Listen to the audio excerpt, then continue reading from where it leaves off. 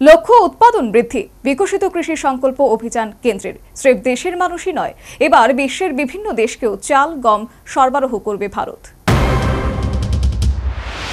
গোটা দেশে এখন 210 মিলিয়ন হেক্টর জমিতে চাষ হয়। সেখানে হেক্টর পিছু ন্যূনতম 100 কেজি করে উৎপাদন বাড়াতে পারলেই খাদ্যশস্যের ভান্ডার উপচে পড়বে বলেই সরকারের অভিমত, যা দেশের লোককে সরবরাহ করেও বিদেশে পাঠানো যাবে।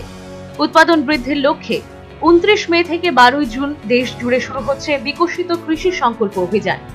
ওড়িশার পুরী থেকে এই কর্মসূচি শুরু হবে। এই কর্মসূচিতে গোটা দেশের 16,000 কৃষি বিজ্ঞানীকে মাঠে নামাচ্ছে মোদী সরকার।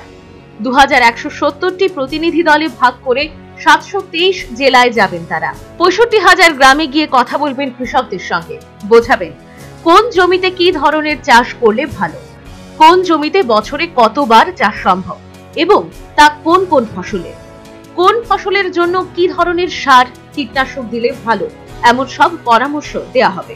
সেই সঙ্গে তারা কৃষকদের থেকে জানবেন চাষাবাদে কি সমস্যা, কৃষকরা আদতে কি চাইছেন। কৃষকদের চাহিদা সরাসরি জেনে নিয়ে ভবিষ্যতে তার উপরই গবেষণায় জোর দেওয়া হবে। দেশের প্রায় 1.5 কোটি কৃষকের সঙ্গে এই বিকশিত কৃষি সংকল্প অভিযানে আলোচনা করা হবে।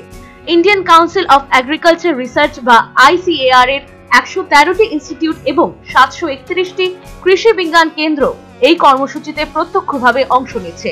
2023-24 সালে দেশে খাদ্যশস্য উৎপন্ন হয়েছিল 315 মিলিয়ন টন। উল্লেখ্য, 2024-25 সালে তা হয়েছে 330 মিলিয়ন টন। ফলে খাদ্যশস্যের অভাব হবে না ভারতে। Bureau report, news vanguard.